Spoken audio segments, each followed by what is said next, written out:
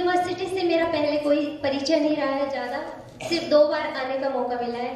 पहला धरने के टाइम और दूसरा आज जो बुलाया।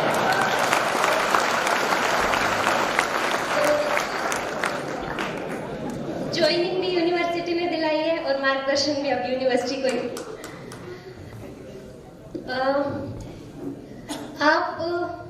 आप सबको बेसिक आइडिया तो होगा सिविल सर्विसेज का, क्योंकि बातें तो बहुत सारी है, बट आप लोगों को जो मार्गदर्शन चाहिए उसी की बात करें तो ज़्यादा बेहतर होगा। यहाँ पे शायद आपको कुछ ऐसे लोग भी हो जिन्होंने सिविल सर्विसेज बिल्कुल परिचित नहीं है सिविल सर्विसेज के नेचर से, उनको मैं बता दूं कि आरएस एग्जाम के 3 चरण होते हैं: प्रारंभिक परीक्षा, मुख्य परीक्षा और उसके बाद इंटरव्यू। प्रारंभिक परीक्षा का आपको पता होगा कि ऑल ओवर सारे सब्जेक्ट इक्वली आते हैं, उसमें ऑब्जेक्टिव टाइप क्वेश्चन पेपर होता है और उसमें सिर्फ आपको क्वालिफाई करना होता है, उसके मार्क्स आपकी मेरिट लिस्ट नहीं निर्धारित करते।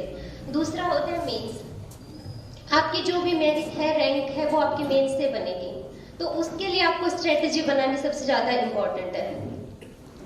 और इंटरव्यू की तैयारी मेंस के बाद बात स्टार्ट कर देंगे आपको।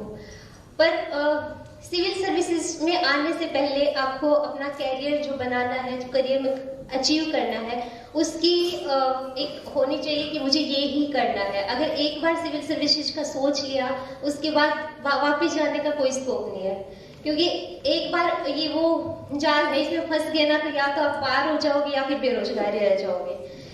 मेरे पास ज़्यादा एक्सपीरियंस नहीं है क्योंकि ये मेरा फर्स्ट जॉब है, तो सबसे पहले ये सोच लो कि आपको सिविल सर्विस करना है, उसके बाद वापस मुड़ के नहीं देखना कि मुझे बाकी एग्जाम्स देने हैं। सबसे इम्पोर्टेंट बात है फोकस की। जैसा कुलपति सर ने भी बताया था आप लोगों को कि किसी भी चीज की तैयारी करो, फोकस सबसे इम्पोर्टेंट है। सर ने लेंस का उदाहरण दिया था कि कैसे लेंस सूर्य की ऊष्मा को संकेंद्रित कर देता है और कागज को जला देता है। उसी प्रकार आरएस की तैयारी में आपका जो फोकस है वो होना चाहिए सिलेबस पर। जो आपका पाठ्यक्रम है उसको सबसे पहले देखो और जो पुराने ईयर्स के क्वेश्चन पेपर है उसको अच्छे से पढ़ लो और पाठ्यक्रम देख के आप पूरा मन में बैठा लो कि ये चीजें इंपॉर्टेंट है। उसके बाद आप जो भी बुक्स पढ़ते हो, न्यूज़पेपर पढ़ते हो या कोई स्टोरी बुक पढ़ रहे हो, कहानी, कविता, कुछ भी पढ़ रहे हो, बट आपके ध्यान में होना चाहिए कि ये मेरे एग्जाम के लिए इंपॉर्टेंट है। ये वाली चीज न्यूज़पेपर में सिर्फ ये पेज मेरे काम का है और ये वाली पोएम है, ये वाली स्टोरी बुक है, ये मेरे पेपर में मदद करेगी। तो ये आपको सिलेबस का थोरो मतलब आप अध्ययन कर लोगे एक बार, उसके बाद ही समझ आएगा। 2-3 बार जितनी बार है सिलेबस को रिवाइज करो अच्छे से।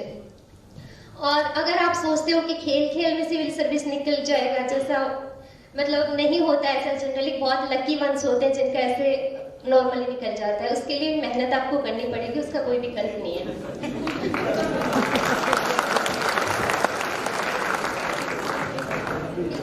इसमें 5 लाख विद्यार्थी बैठते हैं, आपको पता होगा। आरएस के एग्जाम में 5 लाख बैठते हैं और सिर्फ 700 लोग सेलेक्ट होते हैं। तो बिना पढ़े तो 4 लाख लोगों का हो जाना चाहिए सिलेक्शन, बट आपको उन लोगों से कुछ एक्स्ट्रा ऑर्डिनरी एफर्ट्स डालने हैं तो ही आपका सिलेक्शन होगा। और सिर्फ सिलेक्शन में आपको सोचना है रैंक के बारे में। फर्स्ट रैंक के बारे में सोचोगे तब जाके कहीं आपका सिलेक्शन होगा। अगर आप सोचोगे कि लास्ट में कहीं अटक जाए तो नहीं पॉसिबल हो पाएगा। तो आप फर्स्ट रैंक का सोचो और उसके अकॉर्डिंग अपने आप को इम्प्रूव करो। आप टेस्ट सीरीज देते हो, कुछ लोग मतलब अभी प्रिपरेशन स्टार्ट कर चुके होंगे शायद टेस्ट सीरीज वगैरह, तो आप देते हो टेस्ट सीरीज, तो आप देख रहे हो कि भाई एवरेज मार्क्स आ रहे हैं, तो वो एवरेज मार्क्स आपकी सफलता सुनिश्चित नहीं करेंगे। आप बाकी लोगों को देखो कि भाई उनके इतने अच्छे मार्क्स क्यों आ रहे हैं, वो क्या एक्स्ट्रा कर रहे हैं। आप जो पिछले टॉपर्स हैं उनकी शीट्स देखो कि उन्होंने क्या एक्स्ट्रा किया है कि मेरे 60 आ रहे हैं, उनके 80 आए हैं। क्योंकि आप टेस्ट सीरीज में 60 पे चल रहे हो तो आरबीआई आपको 80 कैसे दे देगा। कम या ज्यादा वही मार्क्स आएंगे जो आपके टेस्ट सीरीज में या पहले आप जो कुछ मेहनत कर रहे हो तब आएंगे।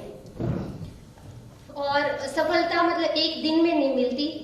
आज से अगर शुरू करोगे ना तो आपका हर दिन इम्पोर्टेंट है। दूसरा जो आपका कंटेंट है कि सिविल सर्विसेज के लिए आपको क्या विषय वस्तु है उसकी भी जानकारी होनी चाहिए। कि अभी जैसे सोशल मीडिया है, फेसबुक है, गूगल है, बहुत सारी अथाह कंटेंट है, उसमें से आपके काम की क्या चीज है कोई ढूंढना है आपको।